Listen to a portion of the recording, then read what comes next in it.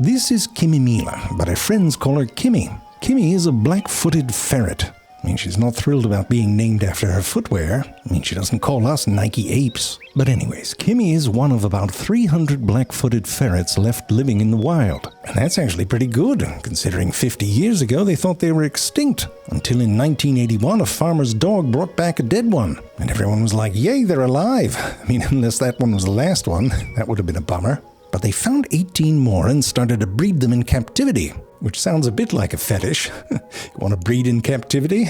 Anyway, since then, they bred a whole bunch of them and released about that one's like, I'm going to pick my own damn hole. Sorry, they released about 4,000. Apparently, it's not that easy. Now, if you're thinking that math doesn't add up, you said there were just 300 left in the wild. Well, it turns out that saving these little kitten snakes is a real rat's nest. That's a pun. And to explain why, I need to tell you about the fecal-to-oral pathway. Stay with me. Because this isn't really a story about ferrets, but rather it's about prairie dogs. Well, not really about prairie dogs, but instead the fleas that live on them. Alright, if I'm being honest, it's actually something you can find living inside those fleas. So in any case, I'd like you to meet Patricia, a Yersinia pestis bacterium. She's the one in the middle. I mean, doesn't look like much, kind of a cocktail wiener vibe, but she's a doozy. Wasn't always like this. Her ancestor, Yersinia pseudotuberculosis, and you can see the family resemblance, was toxic to fleas. And what's more, it had a rather undignified way of moving from host to host. Patricia's ancestor was fond of living in the back of the gut, mainly in mammals and birds. Sometimes it would throw parties back there, and well, that would lead to the squirts. And that's an important part of the fecal-to-oral pathway. This might be my favorite scientific illustration ever. Look at him, he's free pooping and he's proud of it. There's consequences, Billy, because these sorts of bacteria use the back door to spread to another host. Look at that, she has no idea. And what they call foodborne diseases could easily be called something else. Don't free poop, kids, stay in school. Anyway, about 10,000 years ago, one of these bacteria had enough with this lifestyle. It acquired a lucky combination of just a handful of genes, most likely through horizontal gene transfer. I know you're thinking I'm usually horizontal when I get lucky and transfer my genes, high five, but this is different. They can just sort of pick them up. It's like if you went to a dog park in your 20s and later you get kids that lift their leg to pee. One of these genes allowed it to live in the gut of the flea without being toxic. And it was there that it launched a devious plan to get to another host without using the back door of the flea. Now this was a bit of a challenge because it couldn't move on its own It couldn't move on its own, but one of the other genes it acquired allowed it to clump together with its buddies. I know what you're thinking, how's that going to help them move? Oh, it does. You see, when a flea eats, it sticks its mouth parts into a tiny blood vessel and pumps blood into the tum-tums.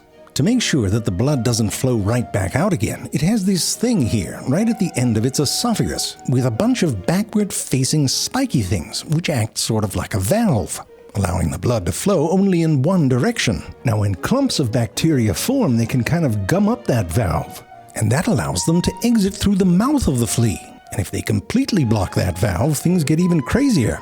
The flea starts to starve, keeps trying to eat, but the blood has nowhere to go. So the flea throws up, sending clumps of bacteria into the bloodstream of the host. Still not being able to move in there, they have another trick.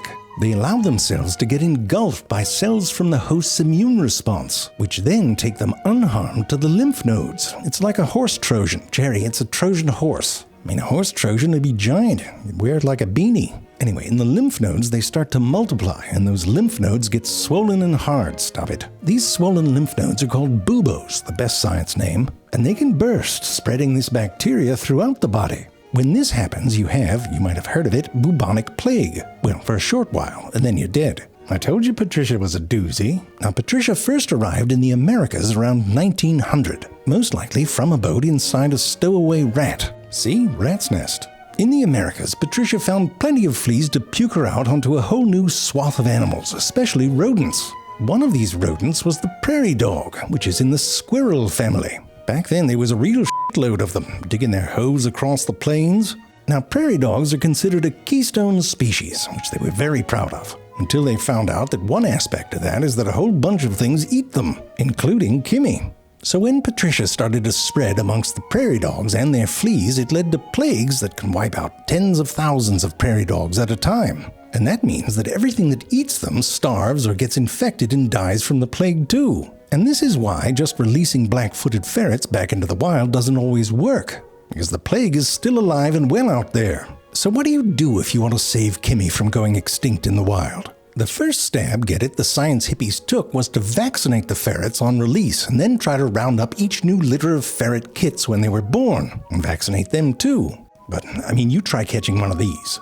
Even if you can, they can bite like another trucker. So after a lot of band-aids, the science hippies went bigger. Instead of inoculating the ferrets, they decided to try and inoculate the prairie dogs. But there's a lot of them. So about 13 years ago, they started making these peanut butter pellets. No, they weren't M&Ms, but they were loaded with vaccine. Then they rolled out on ATVs, shooting the pellets out and dropping them from drones. And I will say it's a damn friendly-looking drone. And the prairie dogs eat them. Although this one does seem appropriately wary of a treat just falling from the sky. This method, along with a crop dusting of flea powder, is the best shot we currently have to save Kimmy, along with the many other animals and plants that rely on the prairie dog to survive. It'll take quite a bit to make this work. And if you're interested in helping, you can donate to the World Wildlife Fund's Black-Footed Ferret program. I've put a link down in the description. 100% of your donation will go to saving these animals, and the whole ecosystem, really. And control the plague, by the way, which can be a real bummer. And try getting a foursome together for doubles tennis during the Black Death, let alone enough people for a good game of charades. It's crazy hard to play that one by yourself.